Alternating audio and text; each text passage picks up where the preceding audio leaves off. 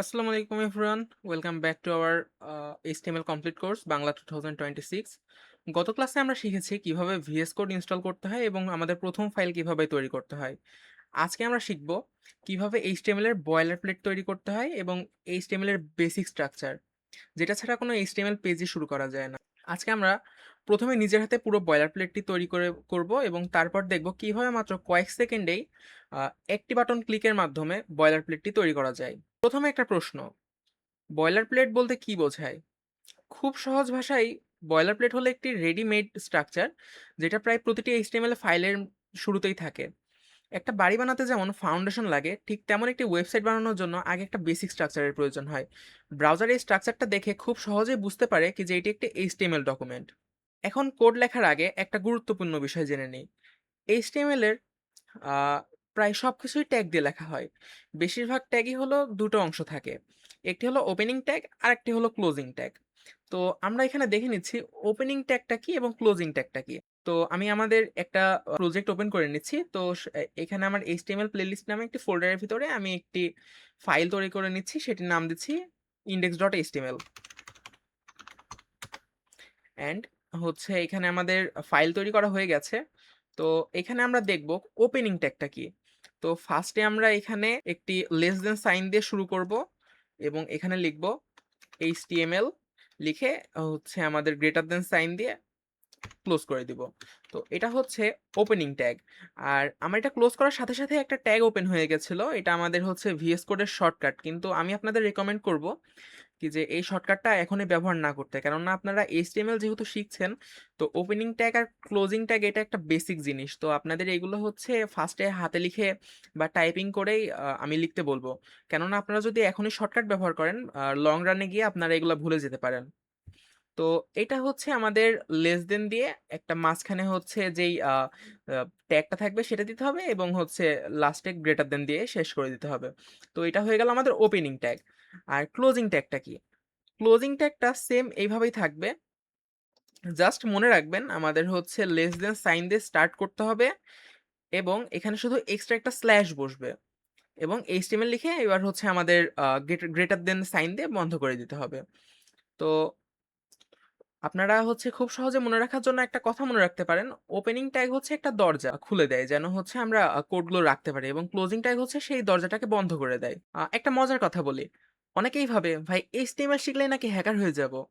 আবার অনেকে বলে নাসা হ্যাক করতে আর কতদিন সময় লাগবে। তো রিয়েলিটি হলো এইচটিএমএল শুধু ব্রাউজারকে বলে দেয় কি যে কোন জিনিসটা কোথায় দেখাবে। আর সেজন্য আগে আমরা এইচটিএমএল শিখি, নাসা পরে দেখা যাবে। চলুন এবার বয়লার প্লেট নিজের হাতে লিখি। তো প্রথমে আমরা লিখব, তো এখানে আমরা হচ্ছে ফার্স্টে আপনাদের আগে থেকেই বলে রাখি, প্রত্যেকটা কোড লেখার সময় আমাদের লেস দেন সাইন দিয়ে ওপেন করতে হয় এবং সেই কোডটাকে ক্লোজ করার জন্য আমাদের গ্রেটার দেন সাইন দিয়ে ক্লোজ করতে হয়।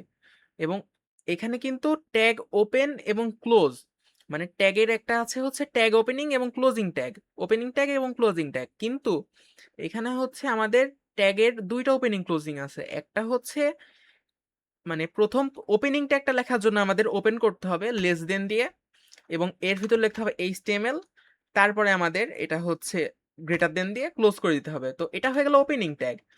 আর ক্লোজিং ট্যাগের জন্য আপনাকে ওপেন করতে হবে ট্যাগটা। তো এখান থেকে লেস দেন দিব, তারপরে একটা স্ল্যাশ দিব, তারপরে HTML যে ট্যাগটা ছিল সেটা দিয়ে গ্রেটার দেন দিয়ে দিব, আমাদের ক্লোজিং ট্যাগ হয়ে যাবে। তো আমাদের হচ্ছে আমরা বুঝতে পারলাম কি যে এখানে আমাদের ওপেনিং ট্যাগও ২ টা, ক্লোজিং ট্যাগও ২ টা। তো এখন আমি এটা ক্লিয়ার করে দিচ্ছি। তো বয়লার প্লেট তৈরি করার জন্য আমি বারবার এটা রিপিট করব না, আমাদের লেস দেন সাইন দিয়ে ওপেন করতে হবে। তো এখানে লেস দেন সাইন দিয়ে দিচ্ছি, তারপর এক্সক্লেমেশন মার্ক, তারপরে লিখবো, এখানে সব ক্যাপিটাল হাতের লেখা হবে। তো ক্যাপিটাল লক অন করে দিতে পারেন এবং এখানে লিখতে পারেন ডক টাইপ, ডক টাইপ এবং লেখার পর একটা স্পেস দিবেন এবং এখান থেকে HTML লিখবেন, লিখে ক্লোজ করে দিবেন। তো এটা কিন্তু কোনো ট্যাগ না, সেই জন্য এটার হচ্ছে শুধু ওপেনিং ট্যাগটাই আছে, মানে ওপেনটাই আছে কিন্তু ক্লোজটা নেই। তো এটাকে বলা হয় ডক টাইপ ডিক্লারেশন। এর কাজ হলো ব্রাউজারকে জানিয়ে দেওয়া কি যে এটি HTML, এই ডকুমেন্টটি HTML5 ব্যবহার করছে এটি সবসময় প্রথম লাইনেই লিখতে হয়। আপনি ইচ্ছা করলেই ওপরের দিকে এইচটিএমএল লিখলেন, পরে এটা ডিক্লেয়ার করলেন, সেটা কাজ করবে না। আপনাকে এটি ১ নাম্বার লাইনে লিখতে হবে। তো এরপর আমরা একটা ইন্টার প্রেস করে নিচের লাইনে চলে আসি। আমরা যত ইন্টার প্রেস করব, তো আমাদের এই লাইনটা এই যে এখান থেকে আমাদের কত নাম্বার লাইন, লাইনটা বাড়তে থাকবে। তো এখান থেকে আমি আবার ব্যাকস্পেস দিয়ে নিচ্ছি। তো এবার লিখব আমরা ওপেনিং ট্যাগ দিব। তো হচ্ছে এইচটিএমএল লিখব এবং এরপর এটা ক্লোজ করে দিলাম। ক্লোজ করার পর আমার ক্লোজিং ট্যাগটা অটোমেটিক চলে এসেছে। তো আমি আপনাকে ফার্স্টেই বলেছি কি যে আপনারা কোনো সময় এই ওপেনিং ট্যাগ আর ক্লোজিং ট্যাগের যে ব্যাপারটা, এটা হচ্ছে শর্টকাট এখনই ব্যবহার করবেন না। শর্টকাট ব্যবহার করার জন্য আপনার আগামীতে অনেক দিন পড়ে আছে।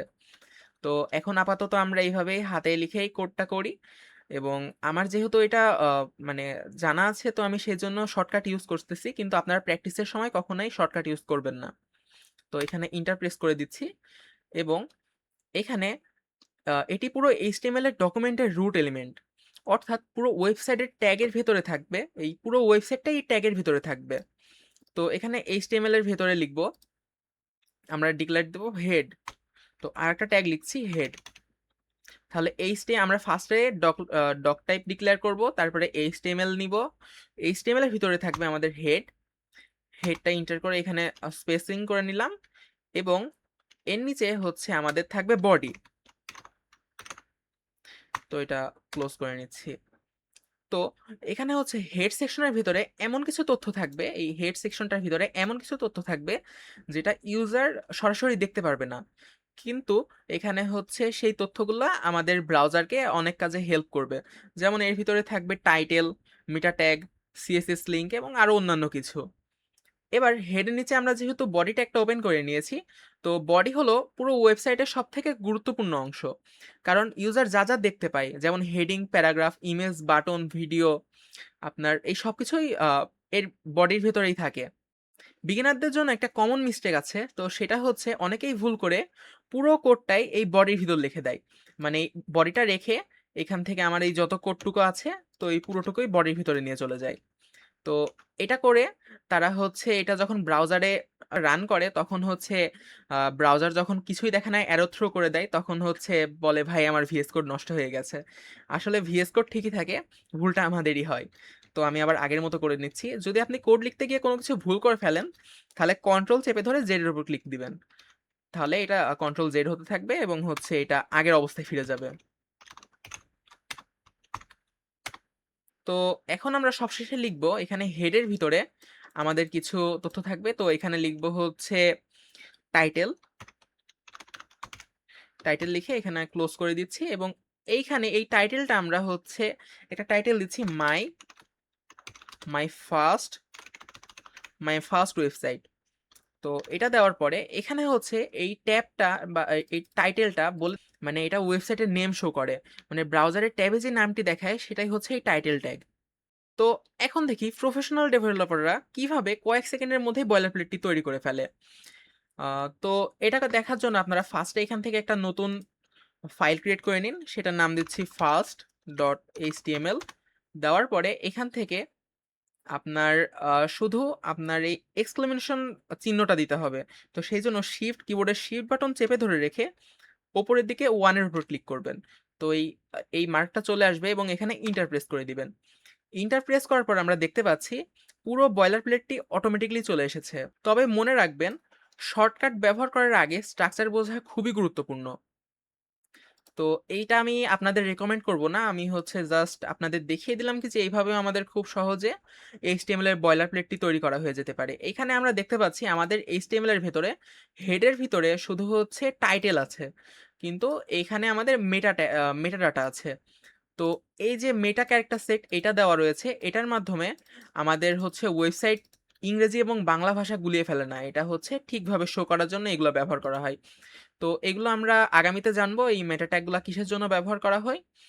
আজকের ভিডিওতে আমরা শিখলাম এইচটিএমএল এর বয়লার প্লেট কি, এইচটিএমএল এর ওপেনিং এবং ক্লোজিং ট্যাগ, ডক টাইপের কাজ, এইচটিএমএল হেড এবং বডি, টাইটেল ট্যাগ এবং বয়লার প্লেটের শর্টকাট। তো আজকের ছোট্ট টাস্কটা হচ্ছে এবার পুরো বয়লার প্লেটটি আপনি নিজের হাতে তৈরি করে ফেলুন এবং যদি আপনি তৈরি করতে পারেন তাহলে কমেন্টে জানান বয়লার প্লেট রেডি। পরবর্তী ক্লাসে আমরা শিখব হেডিং এবং প্যারাগ্রাফ দিয়ে আমাদের প্রথম ওয়েব পেজ কিভাবে আমরা ব্রাউজারে দেখতে পারি। সো ধন্যবাদ সবাইকে। See you in the next class. Happy coding.